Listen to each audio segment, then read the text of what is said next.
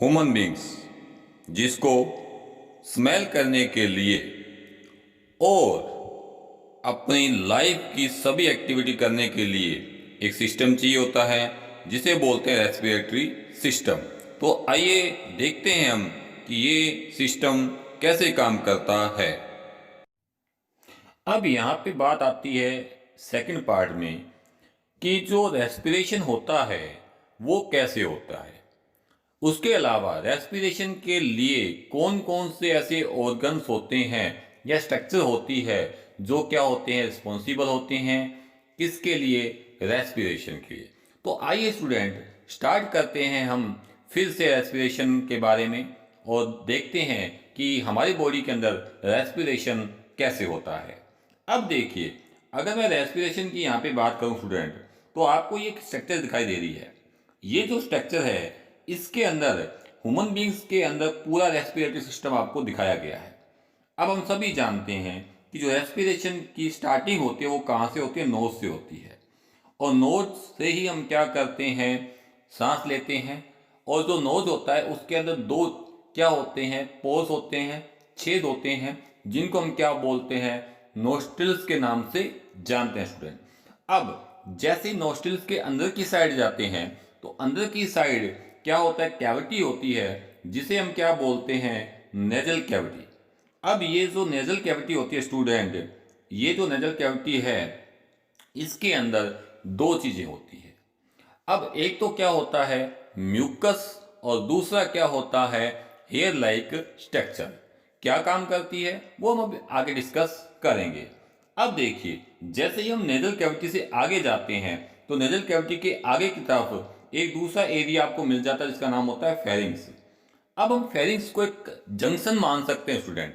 एक जंक्शन है जहां से आकर दो चीजें पास आउट होती है, एक कौन, एयर, और दूसरा कौन, फूड। अब ये जो जंक्शन होता है स्टूडेंट, इसके ऊपर की साइड क्या है, उसके ऊपर की साइड है माउथ और क्या है, नोज का एरिया। और नीचे की साइड बात करें तो क्या होता है, ओसोफेगस, और क्या होता है, विंड पाइप, या हम इसे बोलते हैं ट्रैकिया के नाम से जानते हैं। अब देखिए, जैसे ही हम और अंदर की साइड जाएं, और अंदर की साइड का मतलब हम विंड पाइप के अंदर चले गए, ट्रैकिया के अंदर चले गए, तो ये जो विंड पाइप है इसके अंदर सबसे पहले आपको क्या मिलता है, लैरिंक्स। लैरिंक्स हम जानते हैं, इसका जो दूसरा नाम होता है इसको हम साउंड बॉक्स के नाम से भी जानते हैं। अब देखिए, ये साउंड प्रोड्यूस करने का जो काम करता है, जो मैं अभी बोल रहा हूं आपके सामने, ये पूरा जो बनाने का काम करता है वो कौन करता है, लैरिंक्स करता है स्टूडेंट। अब हम चलते हैं और आगे। अब बात आती है कि जो लैरिंक्स है उसके जस्ट आगे, यानी वो जो लैरिंक्स है उससे लेकर नीचे तक एक पाइप लाइक स्ट्रक्चर होती है जिसे हम क्या बोलते हैं स्टूडेंट, ट्रैकिया बोलते हैं। और ट्रैकिया आगे जाकर दो क्या होती है, ब्रांचेस में डिवाइड हो जाती है, जिसको हम क्या बोलते हैं, ब्रोंकस के नाम से जानते हैं, या ब्रोंकई इसको बोला जाता है।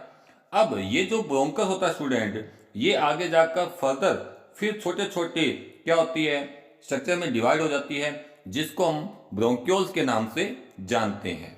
अब ये जो ब्रोंक्यूल्स होती है आगे जाकर एक बैलून लाइक स्ट्रक्चर, छोटे छोटे बहुत सारे होते हैं, लाखों में होता है स्टूडेंट, बैलून लाइक स्ट्रक्चर में क्या हो जाती है, खत्म हो जाती है। उसे हम क्या बोलते हैं, एल्वियोली, या उसको एयर सैक के नाम से जाना जाता है स्टूडेंट। अब देखिए स्टूडेंट, ये जो एयर सैक होते हैं या जो एल्वियोली होती है, यहाँ पर एक तरह से एक जो रेस्पिरेशन का पार्ट है वो खत्म हो जाता है। अब यहां से दूसरा पार्ट स्टार्ट होता है। होता क्या है वो हम आगे डिस्कस करेंगे। अब हम आगे चलते हैं। ये जो एरिया आपको दिखाई दे रहा है स्टूडेंट, इसे हम क्या बोलते हैं, लेफ्ट क्या बोलते हैं, लंग्स। और ये जो आपको एरिया दिखाई दे रहा है इसको हम क्या बोलते हैं, राइट लंग्स के नाम से इसको जाना जाता है स्टूडेंट। तो ये आप ध्यान रख लेना, जब भी आप डायग्राम बनाओगे तो ये जो एरिया होगा वो लेफ्ट आएगा और ये जो एरिया होगा वो राइट काउंट किया जाता है स्टूडेंट। अब चलते हैं हम आगे स्टूडेंट। अब स्टूडेंट यहां पर जो एक लास्ट स्ट्रक्चर रहेगी जिसका नाम है डायफ्राम। अब देखिए, ये जो डायफ्राम आपको दिखाई दे रहा है कुछ ऐसा दिखाई दे रहा है। देखो, ये जो स्ट्रक्चर होती है इसको हम बोलते हैं डोम लाइक स्ट्रक्चर। कैसी होती है स्ट्रक्चर, डोम लाइक स्ट्रक्चर स्टूडेंट। और ये जो डोम लाइक स्ट्रक्चर होती है वो किसकी होती है, डायफ्राम की। बट जैसे ही हम सांस लेते हैं स्टूडेंट, तो ये जो डायफ्राम होता है हमारा, बिल्कुल क्या हो जाता है, फ्लैट हो जाता है। जब भी हमें ऑक्सीजन इनटेक की बॉडी के अंदर, तो ये बिल्कुल क्या हो जाएगा, फ्लैट हो जाएगा। और जैसे ही हमने CO2 को बाहर निकाली, तो ये वापस किस में आ जाता है, डोम लाइक स्ट्रक्चर में चेंज हो जाता है स्टूडेंट। अब चलते हैं स्टूडेंट हम, तो स्टूडेंट अब हम बात करते हैं यहाँ पे स्ट्रक्चर की। अगर मैं स्ट्रक्चर की यहाँ पे बात करूँ, तो यहाँ पे स्ट्रक्चर अपने को दी गई है नोस्ट्रिल्स। जैसा कि मैंने आपको पहले बताया था कि हमारी नोज के अंदर दो पोर होते हैं, छेद होते हैं, जिनको हम क्या बोलते हैं, नोस्ट्रिल्स के नाम से जानते हैं।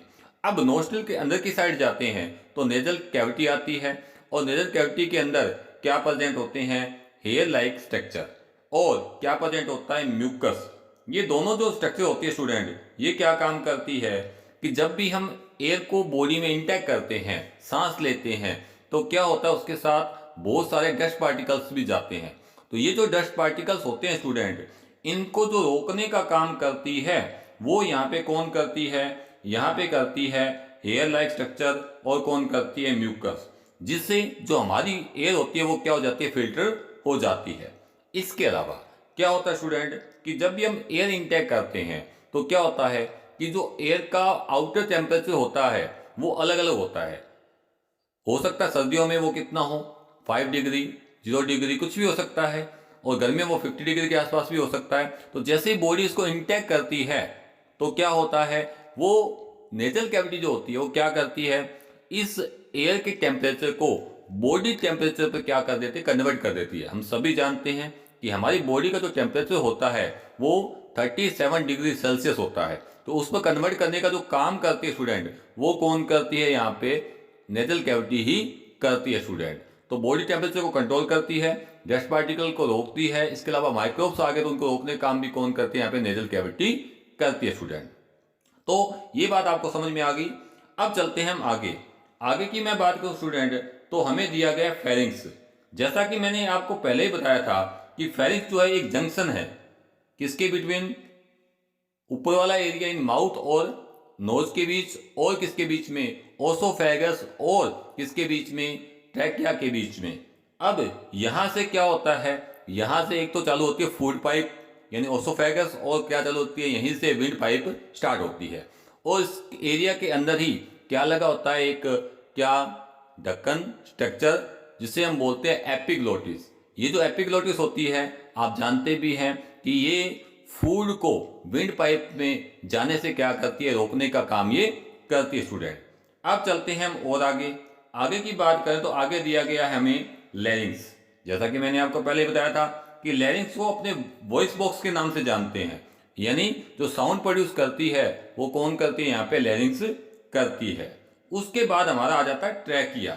अब देखिए, जो ट्रैकिया होती है स्टूडेंट, इसके अंदर क्या होता है, एक स्ट्रक्चर होती है जिसका नाम होता है रिंग्स ऑफ कार्टिलेज। ये आपको हर हालत में याद रखना है। ये क्या काम करती है, ये काम ये करती है कि ट्रैकिया को होल्ड करके रखते हैं, यानी रोक के रखते स्टूडेंट। अगर ट्रैकिया, यानी कहने का मतलब हमने एयर नहीं ली कुछ समय के लिए, तो ट्रैकिया जो होगा वो क्या हो जाएगा, कोलैप्स हो जाएगा, पिचक जाएगा। तो इसको पिचकने से रोकने का जो काम करती है वो कौन करती है, ट्रैकिया। और इसकी जो स्ट्रक्चर होती है वो सी लाइक होती है स्टूडेंट, ऐसे लगी होती है।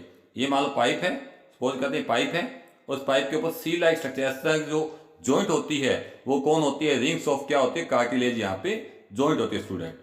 उसके बाद स्टूडेंट आगे चलते हैं। तो मैंने आपको बताया था कि जो ट्रैकिया होती है ये लेफ्ट और राइट साइड में चली जाती है।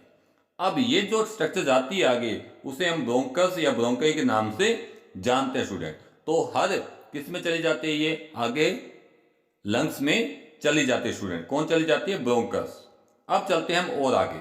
आगे की बात करें तो मैंने आपको बताया था कि आगे जाकर ये जो ब्रोंकस होती है, ये जो ब्रोंकाई होती है, ये आगे जाकर छोटी छोटी और पाइप्स में डिवाइड हो जाती है स्ट्रक्चर में, जिसे हम क्या बोलते हैं, ब्रोंक्यूल्स के नाम से जानते हैं स्टूडेंट।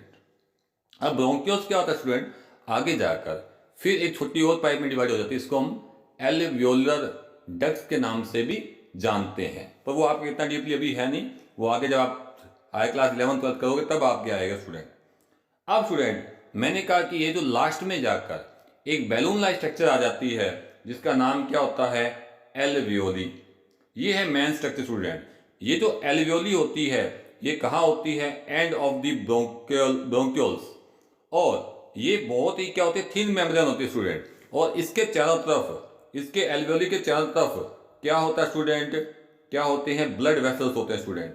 अब होता क्या स्टूडेंट कि जैसे ही मान लो सपोज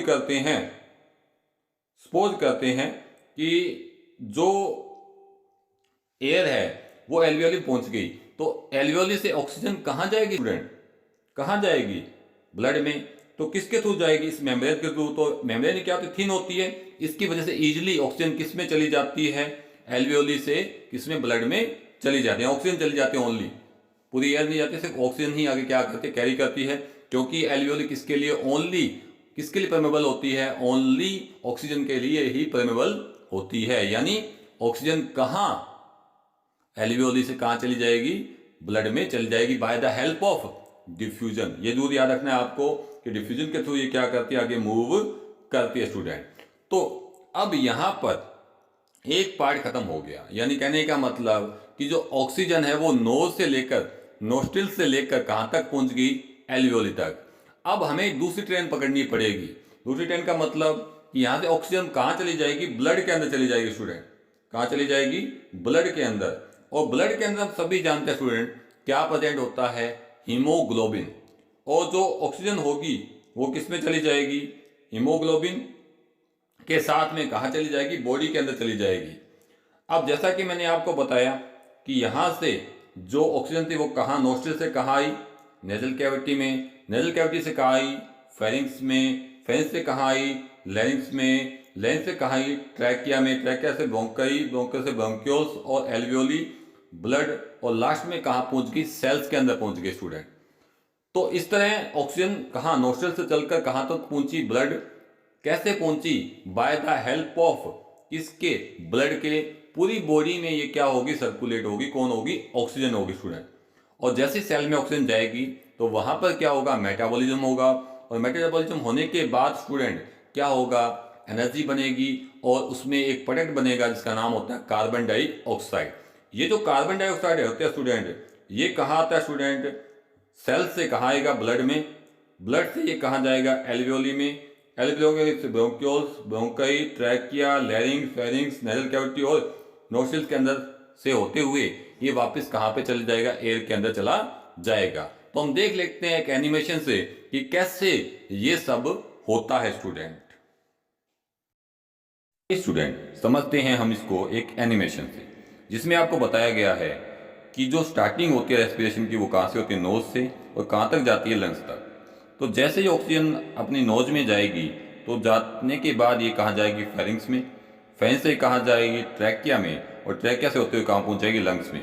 और जैसे ही लंग्स में ऑक्सीजन पहुँचेगी तो लंग्स क्या हो जाएंगे, एक्सपेंड। अगर इंटरनल स्ट्रक्चर की बात करें लंग्स की, तो लंग्स के अंदर आपको क्या मिल रहा है, ट्रैकिया, ब्रोंकस, ब्रोंक्यूल्स, और आगे जाकर ये क्या हो जाती है, बैलून लाइक स्ट्रक्चर में चेंज हो जाती है, जिसे हम क्या बोलते हैं, एल्वेओली। और एल्वेओली जो होती है स्टूडेंट, ये क्या होता है, लास्ट जंक्शन होता है किसका, लंग्स का। अब स्टूडेंट यहां पे बात आ गई कि जो ब्रीथिंग है या जो रेस्पिरेशन है उसका मैकेनिज्म हमारे पास में क्या होता है। तो अगर मैं मैकेनिज्म की बात करूं तो यहाँ पे सबसे पहला मैकेनिज्म होता है इनहेलेशन और एक्सलेशन। यानी कहने का मतलब ऑक्सीजन को बॉडी के अंदर लेना और CO2 को बॉडी से क्या करना, बाहर निकालना। तो होता क्या स्टूडेंट कि जब मैंने क्या लिया, ऑक्सीजन को बॉडी के अंदर इंटेक किया, तो क्या हुआ ये कि जो मेरी चेस्ट कैविटी होगी स्टूडेंट, जो चेस्ट कैविटी होगी स्टूडेंट, वो क्या हो जाएगी, यहाँ पे एक्सपेंड हो जाएगी। यानी कहने का मतलब उसका जो एरिया वो बढ़ जाएगा। सिंपल सी बात बढ़ेगा ही कि जब हम गुब्बारे या बैलून के अंदर हवा भरते हैं तो क्या होता है, उसका एरिया क्या हो जाता है, बढ़ जाता है। वो सेम कहानी यहाँ पे भी है कि जो हमारी चेस्ट कैविटी है वो क्या हो जाएगी, एक्सपेंड हो जाएगी, बढ़ जाएगी। अब उसके अलावा क्या होता है कि जो रिप्स होगी वो अपवर्ड होगी, यानी बाहर निकलेगी। स्टूडेंट देखा होगा आपने, जैसे हम देते हैं तो क्या हो जाएगा, ये रिप्स क्या हो जाएगी, बाहर निकलेगी, यानी बाहर की तरफ आएगी। इसके अलावा मैंने पहले भी आपको बताया था कि जैसे ही हम ऑक्सीजन को इंटेक करते हैं तो क्या होता है, जो हमारा डायफ्राम जो डोम शेप में है वो किस में चेंज हो जाएगा, वो बिल्कुल क्या हो जाएगा, फ्लैट हो जाएगा, बिल्कुल फ्लैट हो जाएगा। इसके अलावा जो अपना क्या होगा, लंग्स होगा, उसके अंदर जो वॉल्यूम होगा और जो एयर इंटर की है उसकी वजह से उसका जो वॉल्यूम होगा वो क्या हो जाएगा, बढ़ जाएगा, इंक्रीज हो जाएगा स्टूडेंट। तो ये जब होता है वो सारा किस में होता है, ऑक्सीजन इंटैक्ट में होता है स्टूडेंट, ये सारी सारी कहानी। और जैसे ही मैंने क्या किया स्टूडेंट, CO2 को बाहर निकाला तो क्या होगा, जैसे बाहर निकाला देखो तो निकाल, तो वहां पे जो चेस्ट कैविटी होगी वो क्या हो जाएगी, कॉन्ट्रैक्ट हो जाएगी, यानी सिकुड़ जाएगी। उसके अलावा रिब्स वापस कहाँ चली जाएगी, डाउनवर्ड, नीचे चली जाएगी स्टूडेंट। इसके अलावा डायफ्राम जो होगा वो किस में चेंज हो जाएगा, यहाँ पे डोम शेप में। और जो लंग्स के वॉल्यूम बढ़ा था वो एयर के बाहर निकलते स्टूडेंट क्या हो जाएगा, वो वापस क्या हो जाएगा, कम हो जाएगा। तो ये सारा जो मैकेनिज्म होता है स्टूडेंट वो किसका होता है, हमारे ब्रीथिंग का होता है, रेस्पिरेशन का होता है। और तो जो ये स्ट्रक्चर दी गई है वो है एल्वियोली की, और एल्वियोली के चारों तरफ क्या प्रेजेंट है, ब्लड वेसल्स। तो होता क्या है कि जैसे ही ऑक्सीजन एल्वियोली में आएगी तो एल्वियोली से होते हुए कहाँ पहुंच जाएगी, ब्लड में, और ब्लड के थ्रू ये पूरी बॉडी में क्या करती है, ऑक्सीजन मूव करती है। उसके बाद क्या होता है कि जब CO2 बनती, कार्बन डाइऑक्साइड बनती है वापस, जो कार्बन डाइऑक्साइड होगी वो वापस कहाँ, ब्लड से कहाँ जाएगी, एल्वियोली में, और ऑक्सीजन वापस कहाँ चली जाएगी, एल्वियोली से ब्लड में। तो इस तरह बॉडी के अंदर ये सर्कुलेशन चलता रहता है स्टूडेंट। तो स्टूडेंट अब क्या होगा कि यहाँ पर जो ऑक्सीजन कहाँ आ गई, कहाँ पे, एल्वियोली से ब्लड में आ गई। तो ब्लड के अंदर जो ऑक्सीजन होगी स्टूडेंट उसके साथ में कौन जुड़ेगा, कौन ऐड होगा, हीमोग्लोबिन। यानी हीमोग्लोबिन क्या करेगा, उसको अपने साथ लेगा और लेकर कहाँ जाएगा, पूरी बॉडी में सर्कुलेट करेगा। तो ये ध्यान रख लेना कि 97% जो ऑक्सीजन मूव करती है बॉडी के अंदर वो किस फॉर्म में करती है, HbO2। Hb का मतलब हो गया हीमोग्लोबिन ऑक्सीजन का क्या कॉम्बिनेशन, उसे हम ऑक्सी हीमोग्लोबिन के नाम से जानते हैं। और उसके बाद ये जो ऑक्सीजन वो कहाँ पहुंचे स्टूडेंट, सेल्स के अंदर। और सेल्स के अंदर पहुंचने के बाद वहां मैंने कहा था, पहले बताया था, मेटाबॉलिज्म होगा। और मेटाबॉलिज्म होने के बाद क्या बनेगी, वहां पे एनर्जी। और एनर्जी बनने के बाद क्या बनेगी, कार्बन डाइऑक्साइड। और कार्बन डाइऑक्साइड जो होगी स्टूडेंट वो HCO3 माइनस, यानी कहने का मतलब बाइकार्बोनेट की फॉर्म में क्या करेगी, ये मूव करेगी। किसके अंदर करेगी, ब्लड के अंदर। और ये कहां पे आ जाती है वापस, कहां पर, ब्लड के थ्रू कहां जाएगी, एल्वियोली में। और एल्वियोली के थ्रू ये वापस क्या निकल जाती है, बाहर निकल जाती है। कहां से, बॉडी से बाहर। तो ये जो पूरा मैकेनिज्म होता है स्टूडेंट वो किसके अंदर होता है, अपनी बॉडी के अंदर होता है।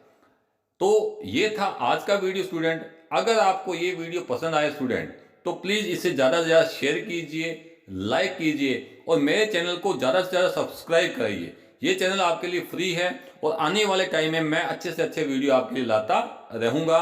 आप सभी का वीडियो देखने के लिए तहे दिल से धन्यवाद। Thank you.